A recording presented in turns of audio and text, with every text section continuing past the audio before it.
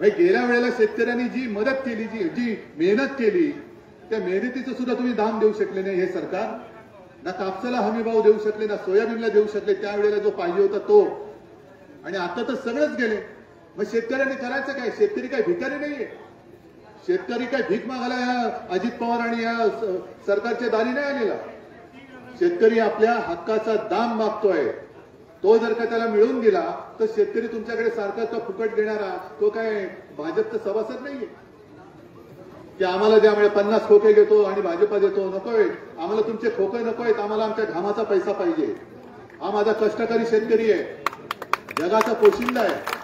आणि त्या शेतकऱ्याला 50,000 रुपये हेक्टरी मिळालेच पाहिजे. आणि कर्जमुक्ती ती सुद्धा लवकरात लवकर आणि विम्याचे सुद्धा पैसे मिळालेच पाहिजेत. म्हणून मी आता रस्त्यावरती उतरलेलो. मध्ये आपण एक संभाजीनगरला मोर्चा काढला, पण आता जेव्हा मी तुम्हाला हात देईन तेव्हा तुम्ही सगळे शेतकरी म्हणून एकवटले पाहिजेत. आहे तयारी? पण आता हे सरकार जशा निवडणुका येतील तसं हिंदू मुस्लिम करायला लागले. मग हिंदू मुस्लिम केल्यानंतर मराठी अमराठी करायला लागले.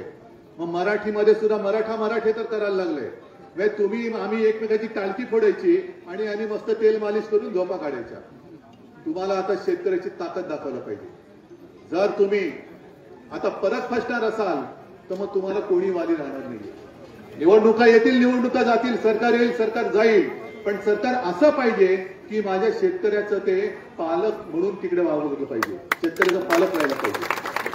आणि जो नांगर तुम्ही जमिनीत फिरून नांगरता ना, तेवढी धमक तुमची पाहिजे. या सरकारची सुद्धा ही नाचलेली कुजलेली वृत्ती आहे, ती सुद्धा तुमच्या एकजुटीच्या नांगराने जोपर्यंत तुम्ही नांगरून टाकत नाही तोपर्यंत सरकार तुम्हाला दाद देणार नाही.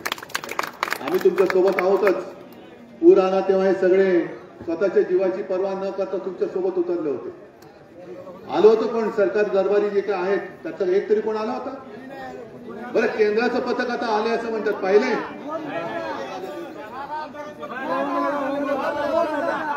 ओम जरा आला होता म्हणूनच विचारलं, पण केंद्राचं पथक आलंय? आता मी फोटो बघितले, रात्रीचे फिरतात टॉर्च घेऊन केंद्राचं पथक. नुकसान कुठे झालं, नुकसान कुठे झालं. आणि 2 का 3 दिवसाचा केंद्रीय पथकाचा दौरा आहे. 2-3 दिवसात काय करणार? आणि इतक्या दिवसांनी म्हणजे मग गावोगावी बोर्ड लावा, जिकडे केंद्राचं पथक येणार नाही तिकडे बोर्ड लावा, केंद्राचं पथक दाखवा आणि 100 रुपये मिळवा. ही कोणती पद्धत आहे? ही कोणतं सरकार आहे? आणि म्हणून मी परत तुमच्यासाठी आलेलो आहे की जी इतिहासातली सगळ्यात मोठी पॅकेजची घोषणा आपल्या मुख्यमंत्र्यांनी केली, त्या मुख्यमंत्र्यांनी सांगायला आलेले की हे तुमचे सगळं थोतांडे ते बंद करा. शेतकरी आज बोलत नाहीये कारण त्याला तुमच्याबद्दल एक आपुलकी वाटते. आपलं सरकार आहे, आपला महाराष्ट्र आहे. पण याचा अर्थ असा नाहीये की माझा शेतकरी हा नामर्द आहे. त्याला उठवू नका, त्याला पेटवू नका, त्याला चेतवू नका. कारण तो जर का एकदा उसळला तर मग मात्र तुमचं सिंहासन जाळून खाक केल्याशिवाय राहणार नाही. तुम्ही फक्त धीर सोडू नका. हे सगळे जे काय आहेत ना, अनिल दादा तुम्हाला आता जबाबदारी देतो. तुम्ही सगळ्यांच्या या सगळ्या गोष्टी ज्या आहेत, मगाशी त्या ताई कुठे असतील आपल्यासोबत, त्यांनी जाहीर केलेली या ताईने मगाशी यादीच दिली की मदत जाहीर किती झाले आणि दर एकरी आणि हेक्टरी प्रत्यक्षात किती पैसे मिळाले. तसंच पीक विम्याचे पैसे किती भरले, अपेक्षित नुकसान भरपाई किती होती, मिळालेत की नाही, मिळाले तर किती मिळाले. ज्यांची जनावरं वाहून गेलेत त्यांना जनावरं परत मिळालेत का? कोंबड्या गेल्यात, कोंबड्या मिळाले का? जमीन खरडून गेले, माती मिळाली का? विम्याचे पैसे मिळाले का? नाही. मग सगळेच नाही म्हणणार असेल तर मग या दगाबाज सरकारशी तुम्हाला दगाबाजी करावीच लागेल. आता निवडणुका आल्यानंतर त्यांनी काय केलंय, आम्ही कर्जमाफी करणार आहोत पण कधी जून मध्ये, तोपर्यंत तुमची मतं आम्हाला पाहिजे.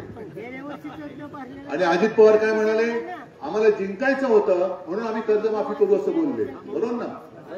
मग आता तुम्ही सांगायचं आधी कर्जमाफी करा मग आम्ही तुम्हाला मत देऊ. कर्जमाफी नाही तर मत नाही. हे गावागावात बोर्ड लावा, लावा बोर्ड गावामध्ये.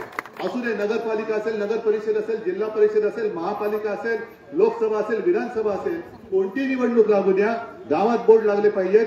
मत कर्जमुक्ती नाही, मत नाही सरकारला. हे सगळे त्यांचे जे काय महाबिघाडी करून ठेवलेल्या कारभाराची त्याच्या विरुद्ध आपली महाविकास आघाडी उभी राहिलेली आहे. आणि हे जोपर्यंत तुम्ही ठणकावून सरकारला सांगत नाही तोपर्यंत सरकार तुमच्या समोर गुडघ्यावरती येणार नाही. आहे हिंमत? गावात लागणार बोर्ड.